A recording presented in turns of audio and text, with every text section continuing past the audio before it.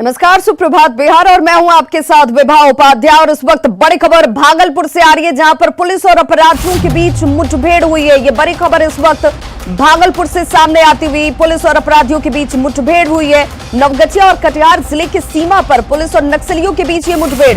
कुर्सेला पुल के पास पुलिस से अपराधियों की मुठभेड़। दोनों तरफ से बताया जा रहा है 50 से अधिक राउंड गोली चली। अपराधी हालांकि भागने में कामयाब रहे। इन इलाकों में सर्च अभियान अभी भी जारी है। नदी थाना की पुलिस अपराधियों के बीच जब ये फायरिंग होती हुई तो यहां पर बताया जा रहा है कि 50 राउंड से ज्यादा गोलियां चली हैं। नवगछिया और कटिहार पुलिस के साथ मुठभेड़ की ये बड़ी खबर इस वक्त अपने दर्शकों को बताते हुए 50 से अधिक राउंड गोली भी इस दौरान चलाई गई है। तो रात के अंधेरे का फायदा उठाते हुए हालांकि यहां से अपराधी फरार हो गए हैं, लेकिन सर्च ऑपरेशन जो है इन इलाकों में अभी भी चलाया जा रहा है।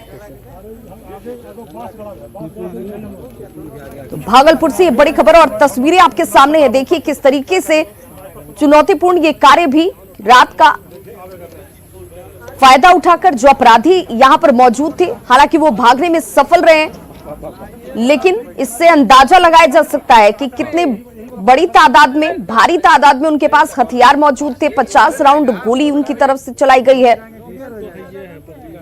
और फिलहाल इस इलाके में सर्च ऑपरेशन चलाया जा रहा है।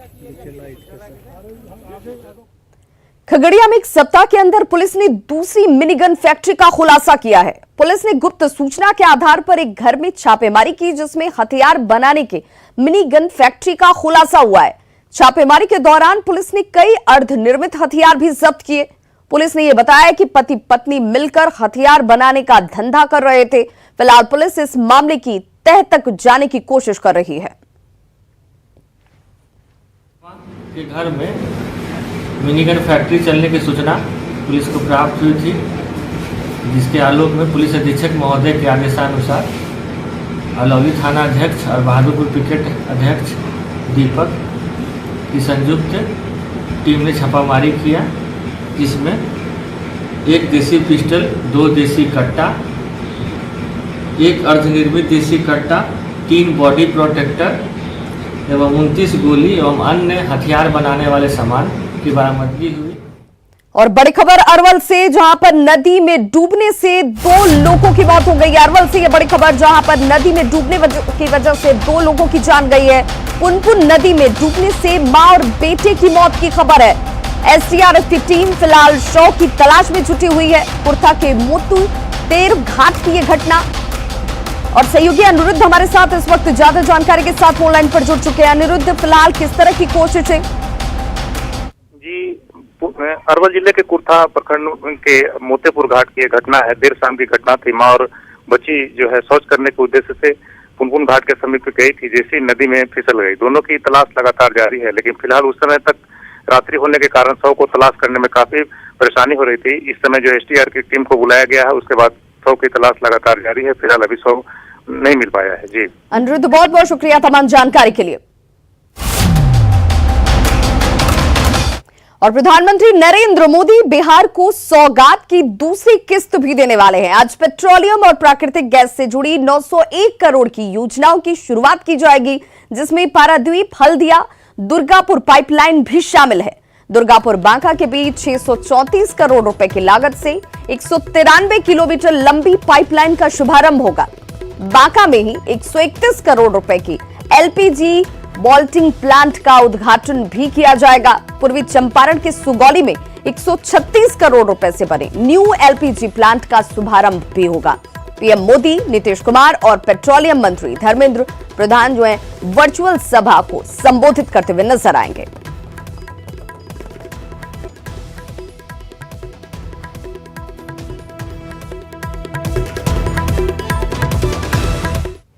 तो बिहार को मिलने वाली सौगात को लेकर पीएम मोदी ने ट्वीट भी किया है। दोपहर 12 बजे पेट्रोलियम सेक्टर से जुड़े 3 प्रमुख प्रोजेक्ट राष्ट्र को समर्पित करूंगा। इनमें पारादीप हल्दिया दुर्गापुर पाइपलाइन का दुर्गापुर बांका खंड और 2 एलपीजी बॉल्टिंग प्लांट शामिल हैं। उज्जवल बिहार। तो प्रधानमंत्री नरेंद्र मोदी की तरफ से यह ट्वीट भी सामने।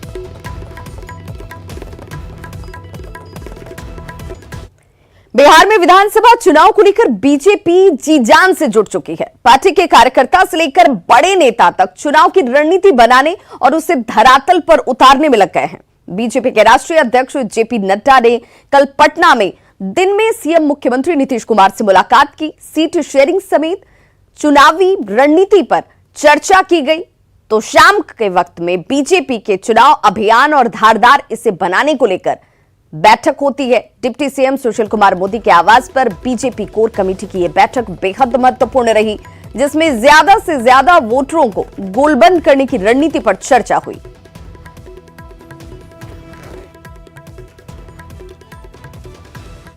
सर, ये जो बैठक हुई है किस तरह की रही मुख्यमंत्री जी से?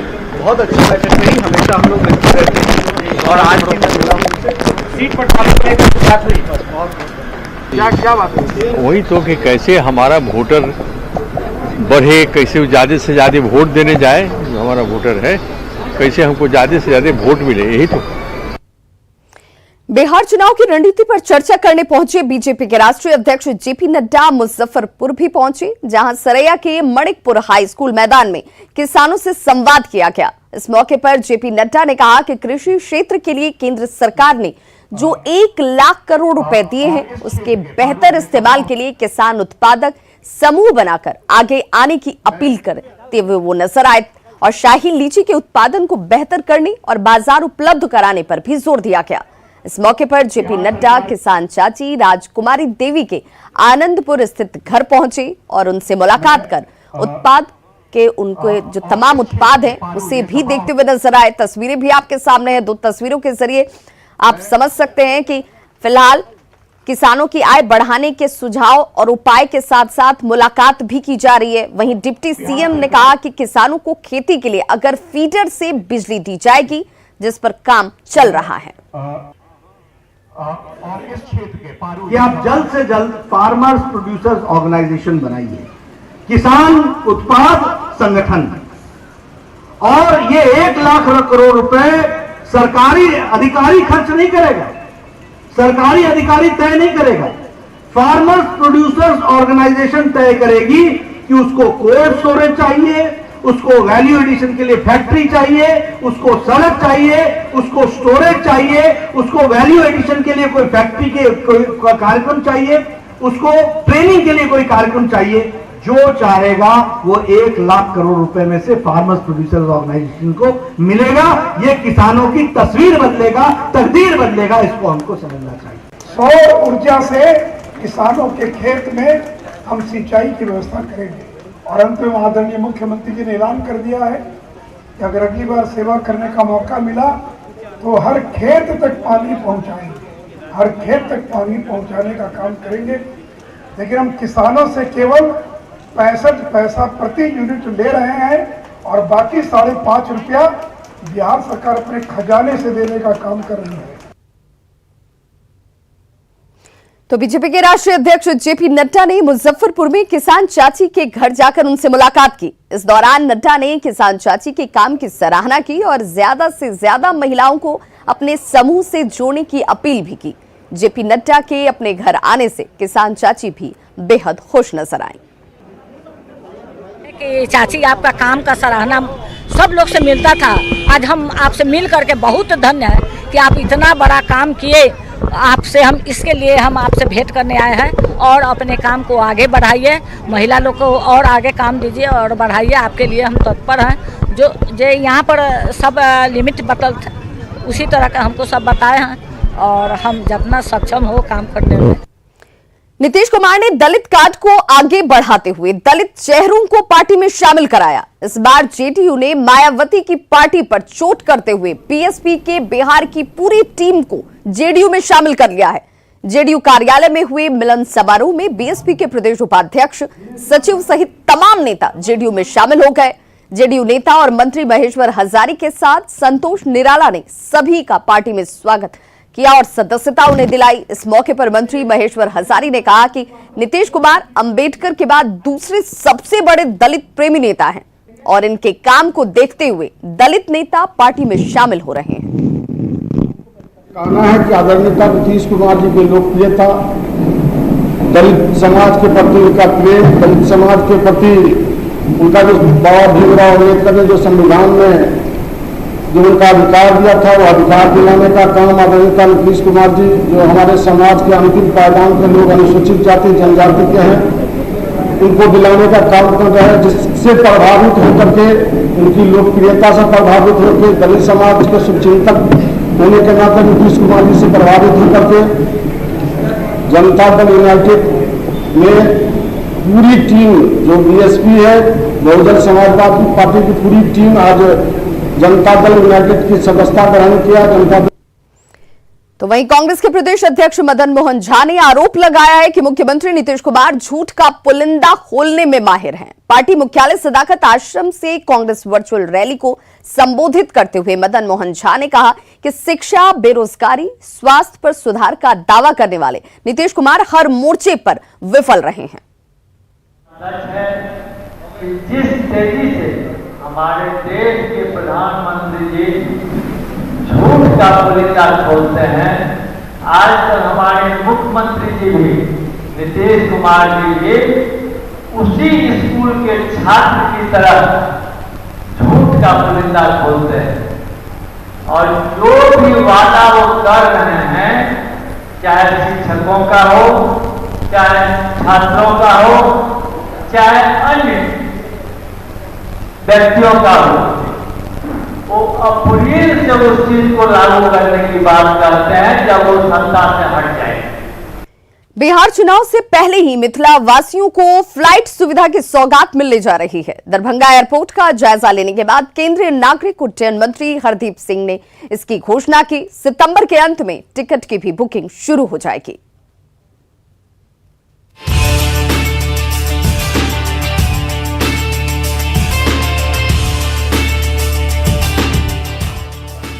बिहार चुनाव में जाने से पहले सरकार मिथिला वासियों को बड़ी सौगात देने जा रही है। दरभंगा एयरपोर्ट से हवाई यात्रा का इंतजार अब खत्म होने वाला है।